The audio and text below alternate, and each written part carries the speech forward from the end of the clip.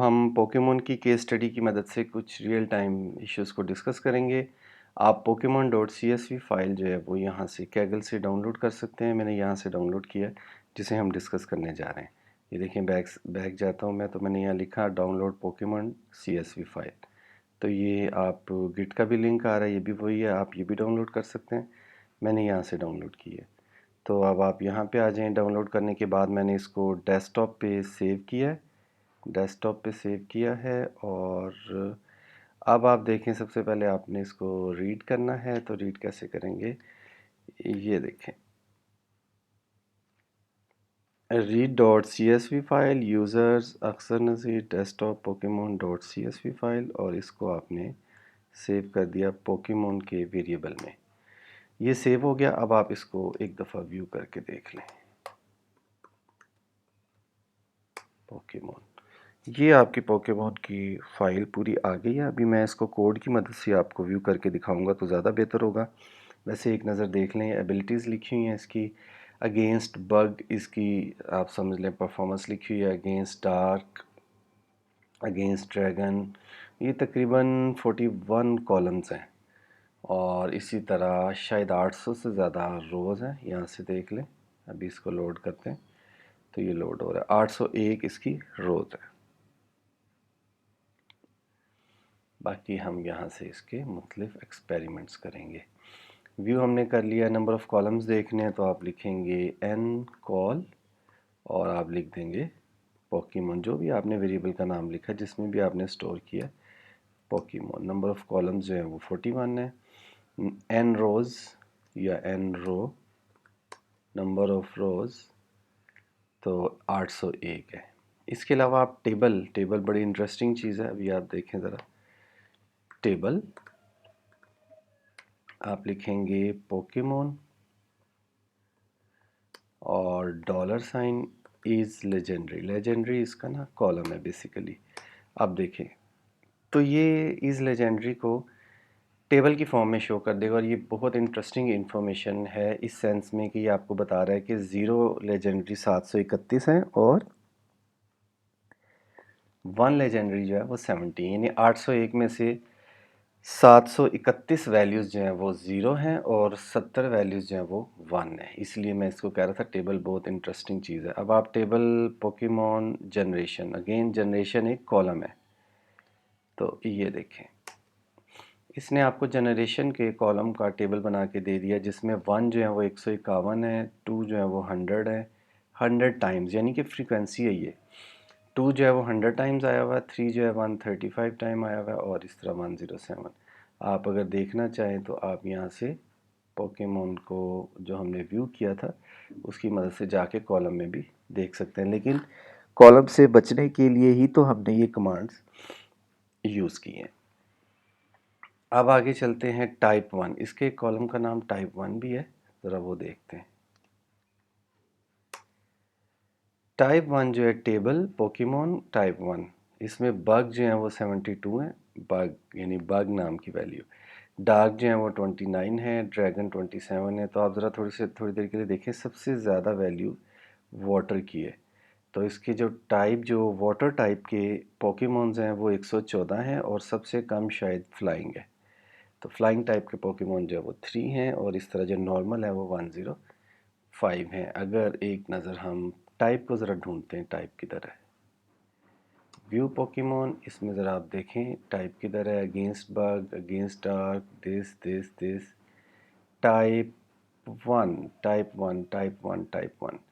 अभी हम देखते हैं कि इसमें टाइप 1 चूँकि वैल्यूज़ बहुत ज़्यादा, ये देखें टाइप 1 में आपको नज़र आ रहा है ग्रास, फायर, वाटर, बग। ये इसने बेसिकली आपको काउंट करके दे दिया है टेबल ने कि इसमें कितनी दफ़ा ग्रास का लफ्ज़ आया, कितनी दफ़ा फायर का लफ्ज़ आया, कितनी दफ़ा वाटर का लफ्ज़ आया।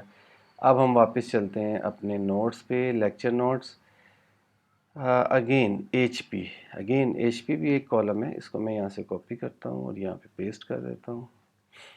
तो ये देखें, इसके अंदर चूँकि वैल्यूज़ में वैरायटी ज़्यादा थी, इसलिए इसका टेबल जो है वो कॉम्प्लेक्स बना है। ठीक है, अब आप देखें कोई आप एचपी की मिनिमम वैल्यू कैलकुलेट करना चाह रहे हैं, मैक्सिमम वैल्यू कैलकुलेट करना चाह रहे हैं, आप इसी को पर जो है वो एरो प्रेस करें और यहाँ से आप टेबल की बजाय लिख दें मेन, तो ये आपको बताएगा इसमें मिनिमम वैल्यू जो HP में मिनिमम वैल्यू 1 है, और अगर आप इसकी मैक्सिमम वैल्यू कैलकुलेट करना चाहते हैं तो आप देखें 255 है।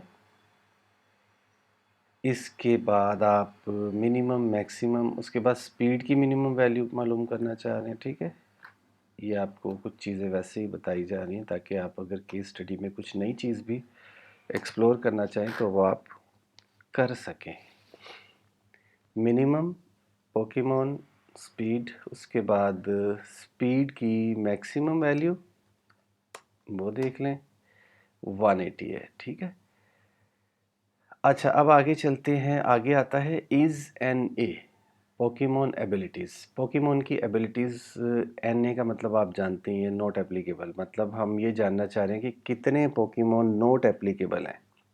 तो ये थोड़ा सा इंटरेस्टिंग इस सेंस में होगा कि इसकी जो आउटपुट है वो थोड़ी सी कंफ्यूजिंग होगी। लाइक ये देखें, इसका मतलब पता है क्या है, जो इसने फॉल्स लिखा हुआ है ना, इसको आप थोड़ी देर के लिए इस सेंस में ट्रू समझेंगे कि इसने कहा है कि इज़ एन ए, यानी कि कितने एन ए हैं, मतलब कितने, कुछ कितनों में कुछ नहीं लिखा हुआ या नॉट एप्लीकेबल है, तो उसने कहा फॉल्स। फॉल्स का मतलब है कि वो एप्लीकेबल है।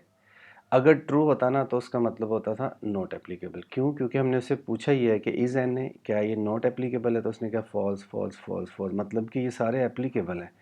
इसका मतलब है कि कोई ना कोई तो नॉट एप्लीकेबल होगा। और मैंने देखा था कि एक वैल्यू जो है वो नॉट एप्लीकेबल थी, मतलब कि उसमें ट्रू लिखा हुआ था। आप अगर मेरे साथ ढूंढेंगे तो आपको मिल जाएगी। इट्स ओके, अगर नहीं है तो कोई इशू नहीं है। इज़ एन ए मतलब फॉल्स फॉल्स फॉल्स। एक दो वैल्यूज़ ट्रू हैं वो हम बाद में देख लेते हैं, ठीक है। अब अगर हम इसको सम करें, हाँ वेरी गुड, अगर हम इसको सम करें तो हमें अंदाज़ा हो सकता है कि ये देखें ज़ीरो है, एक भी ट्रू नहीं थी, बिल्कुल ठीक है। अगर यहाँ पे एक भी ट्रू होती तो ये लिखा आता 1। तो मैंने क्या, इज़ एन ए। अगर आपने सम किसी का भी करना हो, कोई बड़ी डिफ़िकल्ट कमांड आपके सामने आ रही है, तो आप उसके शुरू में बस सम लगा दें तो वो बता देगा। ये जो ऊपर आप फॉल्स में से ट्रू ढूंढ रहे थे, आपको इस तकलीफ़ से गुजरने की ज़रूरत नहीं है। आप शुरू में सम लिख देंगे तो ये बता देगा कि ज़ीरो, यानी मतलब एन ए कोई नहीं है, सारे ही ठीक है, वैल्यूज़ हैं जिसमें। अब आप आगे चलते हैं। कॉलम के नेम्स आपने देखने हैं, ठीक है, तो आप लिखेंगे कॉल नेम्स, और इस तरह यहाँ पे सारे कॉलम्स के नेम आ जाएंगे। मैंने आपको बताया था 41 है, ये 40 दिखा रहा है, 1 4, ठीक है। सारे कॉलम्स का आपको नेम बता रहा है। 41 ही हैं क्योंकि ये 40 नंबर जनरेशन है ना, उसके बाद इज़ लेजेंडरी अलग है। 41 कॉलम्स के इसने नाम बता दिए। अब आप देखें ज़रा, अब हम एक काम करते हैं। एक काम हम ये कर सकते हैं कि कॉलम्स के नेम भी चेंज कर सकते हैं। मिसाल के तौर पे अगर आपने टाइप 1 कॉलम का नाम प्राइमरी रखना है और टाइप 2 कॉलम का नाम सेकेंडरी रखना है, तो आप इस कमांड की मदद से कर सकते हैं। तो ये मैं जब कमांड चलाऊंगा ना, तो अब के बाद टाइप 1 कॉलम का नेम प्राइमरी हो जाएगा। अब आप देखें ज़रा, ये चल गई है, कोई एरर नहीं आया ना, तो इसका मतलब है चल गई है। अब टाइप 1 जो कॉलम है उसका नाम प्राइमरी हो गया, ठीक है। अब आपने CSV को डेस्कटॉप से दोबारा लोड नहीं करना, जो यहाँ लोडेड है उसी को यूज़ करना है ताकि आपको चेंज्ड नाम मिले। ये देख रहे हैं पोकेमॉन जो हमारा वेरिएबल है आर लैंग्वेज में जो हमने यूज़ किया है, उसमें कॉलम का नाम अब टाइप 1 की जगह प्राइमरी हो गया है और टाइप 2 की जगह सेकेंडरी हो गया है, ठीक है। इसको आप देख भी सकते हैं, अभी हम अपना वक्त बचा रहे हैं। वैसे अगर आप इसको व्यू करें और हमें अंदाज़ा है कि टाइप 1 जो है हमें बिल्कुल एंड में मिला था, तो हम कोशिश करते हैं जल्दी से इसको ज़रा ना व्यू कर लें एंड में जाके। तो आप देख लें ये प्राइमरी, टाइप 1 प्राइमरी हो गया और सेकेंडरी जो है वो टाइप 2 हो गया। तो ये टाइप 1 और 2 के नाम हमने चेंज करके अब दोबारा लेक्चर नोट्स में आ गए। अब हम करने लगे हैं फ़िल्टर्स को अप्लाई करने लगे हैं। याद रखें फ़िल्टर्स जो है वो डिप्लॉयर पैकेज की मदद से अप्लाई होते हैं। अगर आपका डिप्लॉयर पैकेज इंस्टॉल नहीं है तो पहले आपको इंस्टॉल करना पड़ेगा, और अगर इंस्टॉल है ना तो पहले लोड करना पड़ेगा। लाइक अगर आपने आर का ये बंद कर दिया एडिटर, तो उसके बाद आपको ये जो कमांड है ना लाइब्रेरी डिप्लॉयर, ये बार बार ज़रूर चलानी पड़ेगी। इसको अगर मैं चला के देखूं तो ये मेरा ख्याल है लोड होगी। समटाइम ये रेड वैल्यूज़ जो आपको कंफ्यूज करती हैं कि ये एरर है, ये एरर नहीं है, ये वैल्यू लोड हो गई है। अब आप देखें ये पाइप ऑपरेटर अब बहुत ज़्यादा यूज़ होगा। अब आपके वेरिएबल का नाम क्या है? पोकेमोन। पोकेमोन, उसके बाद आपने देना पाइप ऑपरेटर, उसके बाद ये, और अब आगे देखें आपने लगाना है फ़िल्टर। फ़िल्टर में आप बता रहे हैं प्राइमरी। अब देखें काम शुरू होने लगा। प्राइमरी ये वही है जिसका नाम आपने टाइप 1 से प्राइमरी रखा है, इज़ इक्वल टू। अब इसके अंदर प्राइमरी के अंदर बेशुमार टाइप्स हैं, उन पे हम थोड़ा सा एनालिसिस अप्लाई करने लगे, ठीक है। ग्रास, अब हमने क्या किया, फ़िल्टर लगा दिया और कहा कि प्राइमरी में से सिर्फ़ और सिर्फ ग्रास वैल्यूज़ उठा लो और ग्रास के वेरिएबल में दे दो। तो उसने क्या किया, प्राइमरी के कॉलम में जिस चीज़ का नाम ग्रास था वो ग्रास के वेरिएबल में दे दिया। अब आप अगर ग्रास को व्यू करेंगे तो आपको यहाँ से आप डायरेक्ट भी चला सकते हैं। अगर मैं रन का बटन दबाता हूँ तो मतलब ये वाली लाइन एग्जीक्यूट होनी चाहिए, ठीक है। तो ये एग्जीक्यूट हो गई है। अब आपके सामने ग्रास वैल्यूज़ आ रही हैं। आप एंड में जाएँ, प्राइमरी में देखें सबकी वैल्यू ग्रास है। जिस जिसकी वैल्यू ग्रास थी उसने वो उठाई है, पूरी पूरी रो उठाई है और एक नया टेबल बना दिया जिसका नाम हमने क्या रखा है, टेबल कह लें या फ्रेम कह लें, बेसिकली ये फ्रेम है जिसका नाम हमने ग्रास रखा है। तो अब आप ग्रास में आ जाएं और व्यू कर लें। अब आप ग्रास की maximum value, mean value, minimum value सारा कुछ कैलकुलेट कर सकते हैं। तो हम करने लगे हैं ग्रास में से स्पीड की वैल्यू। तो हम एक काम करते हैं, पहले करते हैं ग्रास में से स्पीड के कॉलम की मैक्सिमम वैल्यू 145 है और ग्रास के कॉलम में स्पीड में मिनिमम वैल्यू जो है वो 10 है। ग्रास ग्रास में ग्रास के फ्रेम में ग्रास के फ्रेम में मौजूद स्पीड के कॉलम में मीन वैल्यू जो है वो 59 है, ठीक है। तो इस तरह से आपने जो भी आप यहाँ पे करना चाहें वो कर लें। फ़िल्टर्स बेसिकली ये याद रखिएगा, ये पाइप ऑपरेटर है, ये जो फ़िल्टर्स है ये डिप्लॉयर पैकेज की मदद से ही एग्जीक्यूट होते हैं। अगर आपने ये लोड नहीं किया हुआ तो ये नहीं चलेंगे। अच्छा, अब आगे चलते हैं। आगे हमें करना है जीजी प्लॉट। तो विजुअलाइजेशन करने लगे तो इसके लिए ज़ाहिर है जीजी प्लॉट 2 को पहले आप इंस्टॉल करेंगे, वो मैं पहले कर चुका हूँ, आपको बता चुका हूँ। अब आपने सिर्फ लोड करना है। तो ये लोड हो गया। अब आप सबसे पहले हमें ग्रास का जो फ्रेम हमने बनाया है उसको उठाएंगे, जीजी प्लॉट के अंदर रखेंगे और ये देखें। अब मैंने लिखा gg plot data is equal to grass, यानी कि इसको तो फ्रेम देना ना। एस्थेटिक जो भी इसको बोलते हैं, एस्थेटिक लेयर पे आपने इसको एक कॉलम देना है एचपी, जो भी आप यहाँ पे देना चाहें। तो मैंने यहाँ पे एचपी कॉलम दिया। उसके बाद मैंने उसे कहा हिस्टोग्राम अप्लाई कर दो और साथ में पेल ग्रीन कलर। तो अगर आप कलर नहीं लेना चाहते तो इसको आप ख़त्म कर दें और यहाँ पे आप देखें कि ग्रे या ब्लैक कलर के आ जाते हैं, ठीक है। ग्रीन ही अच्छा लग रहा है। तो आपने क्या किया, बेसिकली ग्रास के डेटा फ्रेम में से एक्स एक्सिस पे एचपी लिया और इसका हिस्टोग्राम फिल कर लिया। अब ये बेसिकली बता क्या रहा है, 25 से थोड़ा सा आगे है, 26 27, तकरीबन 27 एचपी की वैल्यूज़ वाले काउंट 1 है। जिनकी वैल्यू 50 है एचपी की, उनका काउंट यानी फ्रीक्वेंसी 6 है। और जिसकी वैल्यू तकरीबन 60 है, तकरीबन 60, ठीक है। जिसकी तकरीबन 60 है उसकी वैल्यूज़ हैं 11, यानी कि ये हम एनालिसिस कर रहे हैं। तो ग्रास वैल्यूज़ वाले डेटा फ्रेम की, यानी जिसकी वैल्यू ग्रास है, प्राइमरी की वैल्यू ग्रास है, उसके एचपी की 60 वैल्यू सबसे ज़्यादा है। ये एनालिसिस है। दोबारा सुन लें, जिस जिस कॉलम जिन जिन कॉलम्स का नाम ग्रास था, उन उन कॉलम्स में से एचपी की जिसकी वैल्यू 60 है ना, वो सबसे ज़्यादा है। अभी तक बस ये एनालिसिस हुआ है। अब आगे देखते हैं how much Pokemons are legendary. तो इसको कॉपी करें, कितने लेजेंडरी है। तो ये देखिए मैंने यहाँ पे डेटा में ग्रास ही दिया है, डेटा ग्रास है और एस्थेटिक लेयर पे इज़ लेजेंडरी दे दिया एक्स पे। तो इज़ लेजेंडरी की वैल्यू ज़्यादा नहीं थी, 0 है या 1 है। तो ये बता रहा है कि 65 लेजेंडरी 0 वैल्यूज़ रखते हैं और तकरीबन तकरीबन ये 65 से भी ज़्यादा है और तकरीबन 4-5 वैल्यूज़ जो हैं वो 1 है। तो आप देख सकते हैं इस लेजेंडरी के कॉलम में जाएंगे ना, आपको 1 वैल्यू बहुत कम मिलेगी। तो आगे चलते हैं पोकेमोन फ़िल्टर। अब हम नया फ़िल्टर लगाने लगे हैं। अब हमारा ग्रास का फ़िल्टर ख़त्म हो गया, अब हम करने लगे हैं फायर। ठीक है, तो अब मैंने क्या किया, Pokemon pipe operator filter primary is equal to fire. पहले ग्रास लगाया था, अब हमारा नया पोकेमोन बना फायर का। जिस जिस प्राइमरी की वैल्यू अब ग्रास की जगह फायर है वो आ जाए। तो ये देखें, अब उसको आप देख सकते हैं, फायर अंडरस्कोर पोकेमोन। तो एंड में चलते हैं, प्राइमरी में आप देखें सिर्फ आपको फायर नज़र आएगा। तो अब हमें सिर्फ फायर की वैल्यू उठाई है और इस पे करने लगे हैं थोड़ा सा एनालिसिस।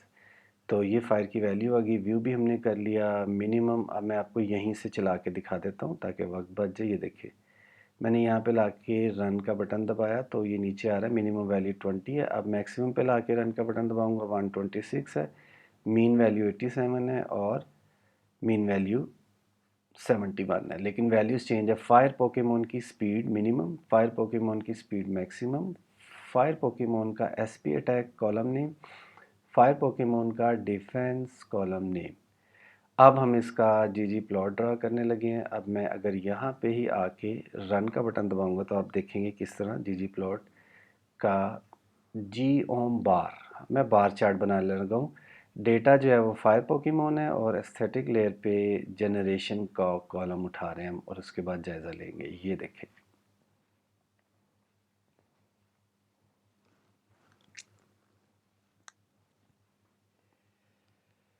इस पे अब हमें कलर्स अप्लाई करके देखते हैं। इस पे कलर्स अप्लाई करके देखते हैं। ठीक है, इसने किया है, इस तरह क्लियर नहीं हो रहा लेकिन ठीक है। जनरेशन 2 जो है वो कम है, जनरेशन 1 है उसकी वैल्यूज़ काफ़ी ज़्यादा है।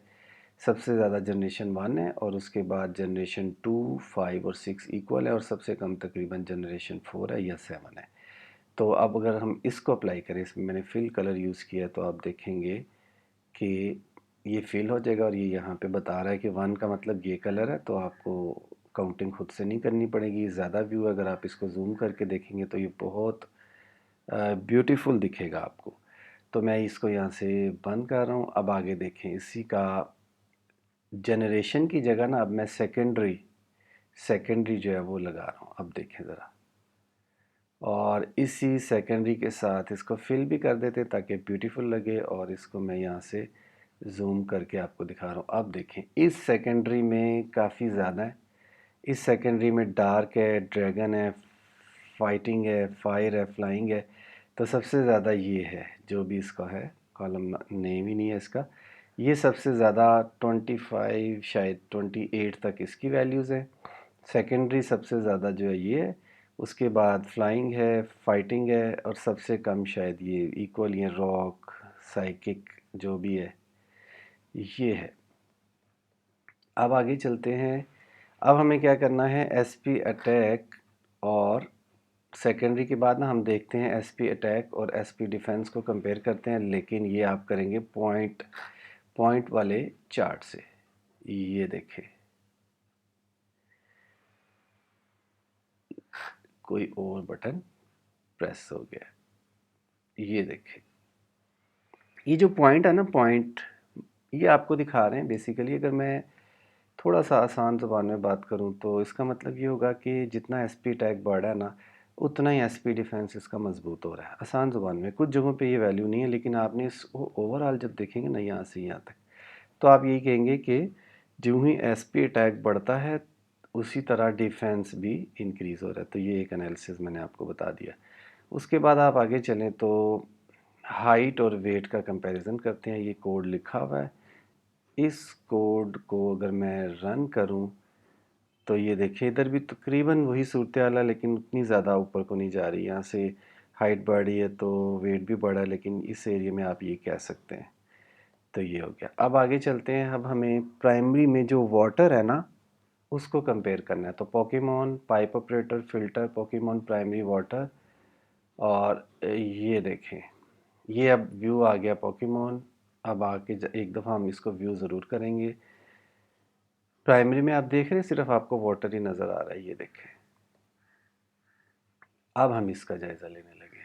तो minimum value of water Pokemon में स्पीड की मिनिमम वैल्यू क्या है? वाटर पोकेमॉन में स्पीड की मिनिमम वैल्यू 5 है और मैक्सिमम वैल्यू 132 है।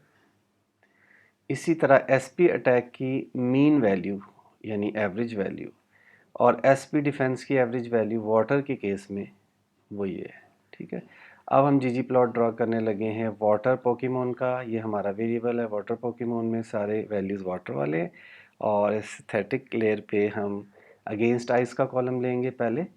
अब हम देखते हैं वाटर पोकेमॉन जो है वो आइस के अगेंस्ट कैसा परफॉर्म कर रहे हैं। ज़रा थोड़ा सा मेमोराइज़ कर लें, ये 75 है या 80 है और ये 1-2 है, ये कोई 18-20 है, सही है। अब आगे चलते हैं अगेंस्ट पॉइजन, अगेंस्ट आइस आपने देख लिया, इसको आपने याद रखना है। और अब आप ज़रा अगेंस्ट अगेंस्ट पॉइजन देखें। अगेंस्ट पॉइजन की वैल्यूज़ मेरे ख्याल है अगर हम काउंटिंग करें तो 80 और इसको सबको मिला लेना तो ये अगेंस्ट आइस से बेहतर आ रही है। हम कहेंगे कि जो वाटर टाइप का पोकेमॉन है वो अगेंस्ट आइस इतना अच्छा परफॉर्म नहीं कर रहा जितना अगेंस्ट पॉइजन कर रहा है। अब हम ग्रास को भी ज़रा चेक कर लेते हैं। तो वाटर टाइप का जो पोकेमॉन है वो मेरा ख्याल है अगेंस्ट ग्रास सबसे अच्छा परफॉर्म कर रहा है, ये सबसे अच्छा कर। तो इस तरह से आप इसको करेंगे। मेरा ख्याल है अब हमारा लास्ट है साइकिक पोकेमॉन है। प्राइमरी में जहाँ जहाँ साइकिक लिखा हुआ है उसको साइकिक पोकेमॉन के साथ फ़िल्टर कर दो। तो ये यहाँ से फ़िल्टर कर दिया। एक दफ़ा व्यू करने हम ज़रूर जाएंगे क्योंकि हमने हर दफ़ा व्यू किया है। तो प्राइमरी में साइकिक आपको नज़र आ रहा है, ठीक है। अब हम वापस आएंगे और हमारे लेक्चर नोट्स में आ जाएंगे। अब इसकी मिनिमम वैल्यू देख लें, मैक्सिमम वैल्यू देख लें, मीन देख लें, इसका डिफेंस का मीन देख लें और उसके बाद आपने बेस टोटल को एक्स एक्सिस पे रख के देखना है। साइकिक पोकेमॉन के मुख्तलिफ वैल्यूज़ इसलिए ली कि आपको सारी चीज़ें समझ में आ जाएं अगर आप इसका एनालिसिस करना चाहें। तो ये देखें, ये इसका बेस टोटल है और बेस टोटल में 600 जो बेस टोटल है वो सबसे ज़्यादा दफ़ा आया है, ठीक है। उसके बाद बारी आती है इसकी तकरीबन 500 बेस टोटल की। तो इस तरह से आप इसको देख सकते हैं। आगे चलते हैं साइकिक पोकेमॉन में फैक्टर जनरेशन और एसपी डिफेंस। एसपी डिफेंस के साथ बॉक्स प्लॉट ड्रा करके देखते हैं, ठीक है। यहाँ से अगर आप इसको रन करेंगे तो ये आपका बॉक्स प्लॉट आ जाएगा एज फैक्टर जनरेशन और इधर एसपी डिफेंस। तो यहाँ जनरेशन है और यहाँ डिफेंस है। इसका मतलब ये है कि ये अगर आप इसकी मीडियन वैल्यू देखें ना, ये और ये भी मीडियन है, ये भी मीडियन है, ये भी। तो सबसे ज़्यादा जो है वो ये 4 नंबर वाला और 1 नंबर वाला मीडियन वैल्यू को कंपेयर करें तो 4 ऊपर है, 1 इससे नीचे है और इसी तरह जो सबसे नीचे है वो 5 है। तो ये बेसिकली बॉक्स प्लॉट है। बॉक्स प्लॉट बड़ी आसानी से आपको बड़े कॉम्प्लेक्स वैल्यूज़ जो है वो चार्ट की फॉर्म में यानी कि विजुलाइजेशन की फॉर्म में दिखा देता है। इससे आप बड़ी जल्दी से एनालिसिस कर सकते हैं। लास्ट थिंग, हम इस लेजेंडरी का बार चार्ट बनाना चाह रहे हैं, वो ज़रा देख लें। तो ये इस लेजेंडरी का बार चार्ट है। इस लेजेंडरी में आप देखें 0 वैल्यूज़ 30 से ज़्यादा हैं और 1 वैल्यूज़ भी काफ़ी ज़्यादा हैं। पहले आपने जो वैल्यूज़ देखी थी उनमें ये बहुत ज़्यादा थी और ये बहुत कम थी। तो ये ज़रा 1 और 0 में डिफरेंस ज़रा कम है। तो ये पोकेमॉन का सारा केस स्टडी थी। आप यही प्रैक्टिस और भी केस स्टडीज़ के साथ ज़रूर करें।